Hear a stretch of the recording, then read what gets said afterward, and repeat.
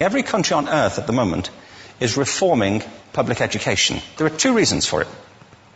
The first of them is economic. People are trying to work out, how do we educate our children to take their place in the economies of the 21st century? How do we do that, given that we can't anticipate what the economy will look like at the end of next week, as the recent turmoil is demonstrating?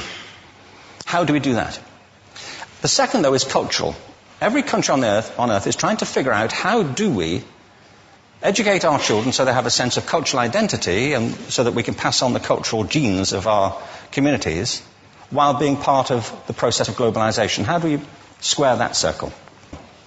The problem is they're trying to meet the future by doing what they did in the past.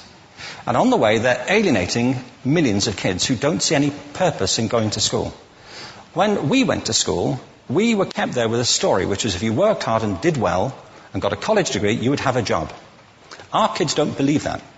And they're right not to, by the way. You're better having a degree than not, but it's not a guarantee anymore.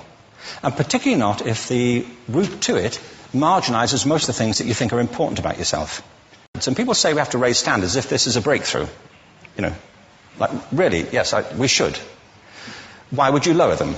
You know, I haven't come across an argument that persuades me of lowering them. But raising them, of course we should raise them. The problem is that the current system of education was designed and conceived and structured for a different age. It was conceived in the intellectual culture of the Enlightenment and in the economic circumstances of the Industrial Revolution. Before the middle of the 19th century, there were no systems of public education. Not really. I mean, you could get educated by Jesuits, you know, if you had the money. But public education, paid for from taxation, compulsory to everybody and free at the point of delivery, that was a revolutionary idea. And many people objected to it. They said it's not possible for many street kids, working class children, to benefit from public education. They're incapable of learning to read and write, and why are we spending time on this? So there's also built into it a whole series of assumptions about social structure and capacity. It was driven by an economic imperative of the time, but running right through it was an intellectual model of the mind, which was essentially the Enlightenment view of intelligence. That real intelligence consists in the capacity for a certain type of deductive reasoning and a knowledge of the classics originally, what we come to think of as academic ability. And this is deep in the gene pool of public education, that there are really two types of people, academic and non-academic, smart people and non-smart people. And the consequence of that is that many brilliant people think they're not, because they've been judged against this particular view of the mind. So we have twin pillars, economic and intellectual. And my view is that this model has caused chaos in many people's lives. It's been great for some. There have been people who have benefited wonderfully from it. But most people have not. Instead, they suffer this. This is the modern epidemic, and it's as misplaced and it's as fictitious. This is the plague of ADHD. Now, this is a map of the incidence of ADHD in America, or prescriptions for ADHD. Don't mistake me here. I don't mean to say there is no such thing as attention deficit disorder. I'm not qualified to say if there is such a thing. I know that a great majority of psychologists and paediatricians think there is such a thing. But it's still a matter of debate. What I do know for a fact is it's not an epidemic. These kids are being medicated as routinely as we had our tonsils taken out. And on the same whimsical basis, and for the same reason, medical fashion. Our children are living in the most intensely stimulating period in the history of the earth. They're being besieged with information and calls for their attention from every platform, computers, from iPhones, from advertising holdings, from hundreds of television channels. And we're penalizing them now for getting distracted. From what? You know, boring stuff. At school, for the most part. It seems to me it's not a coincidence totally that the incidence of ADHD has risen in parallel with the growth of standardized testing. Now, these kids are being given Ritalin and Adderall and all manner of things, often quite dangerous drugs, to get them focused and calm them down. But according to this, attention deficit disorder increases as you travel east across the country. People start losing interest in Oklahoma.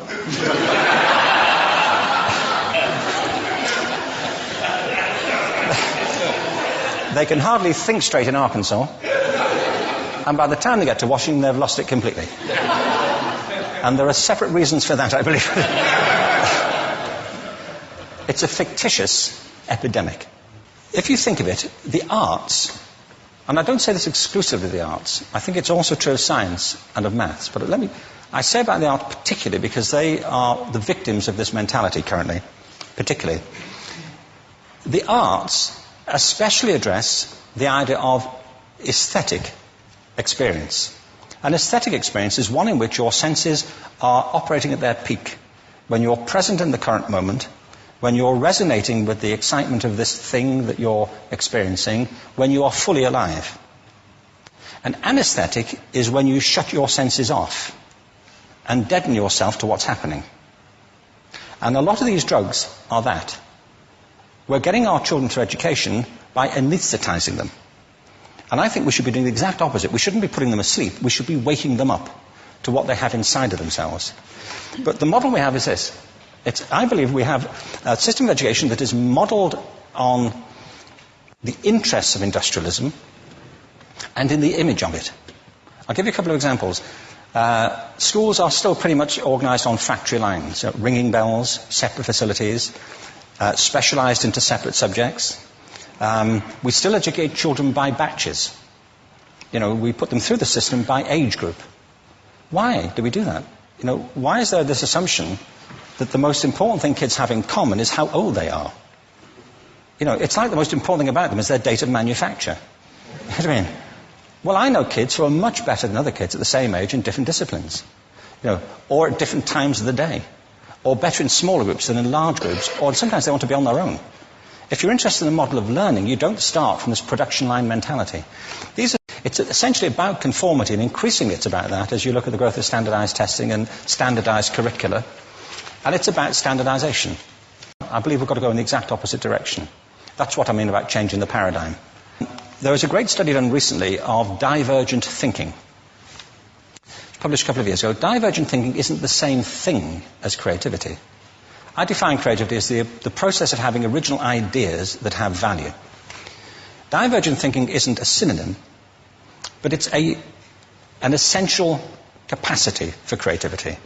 It's the ability to see lots of possible answers to a question, lots of possible ways of interpreting a question, to think what Edward de Bono would probably call laterally, to think not just in linear or convergent ways, to see multiple answers, not one. So, there are tests for this. One kind of cod example would be, people might be asked to say, how many uses can you think of for a paperclip? One of those routine questions. Most people might come up with 10 or 15. People who are good at this might come up with 200. And they do that by saying, well, could the paperclip be 200 foot tall and be made out of foam rubber? Does it have to be a paperclip as we know it, Jim? Now, there are tests for this, and they gave them to 1,500 people. This is in a book called Breakpoint and Beyond. And on the protocol of the test, if you scored above a certain level, you'd be considered to be a genius at divergent thinking. Okay? So my question to you is, what percentage of the people tested, of the 1,500, scored at genius level for divergent thinking? Now, you need to know one more thing about them. These were kindergarten children. So what do you think? What percentage at genius level? 80. 80, okay. 98%. Now, the thing about this was it was a longitudinal study. So they retested the same children 5 years later, ages of 8 to 10. What do you think? 50? They retested them again 5 years later, ages 13 to 15. You can see a trend here, can't you? Now, this tells an interesting story, because you could have imagined it going the other way, couldn't you? You start off not being very good, but you get better as you get older. But this shows two things. One is we all have this capacity, and two, it mostly deteriorates. Now, a lot of things have happened to these kids as they've grown up. A lot. But one of the most important things that happened to them, I'm convinced, is that by now they've become educated. They've spent 10 years at school being told there's one answer, it's at the back. And don't look. And don't copy, because that's cheating. I mean, outside schools, that's called collaboration, but inside schools.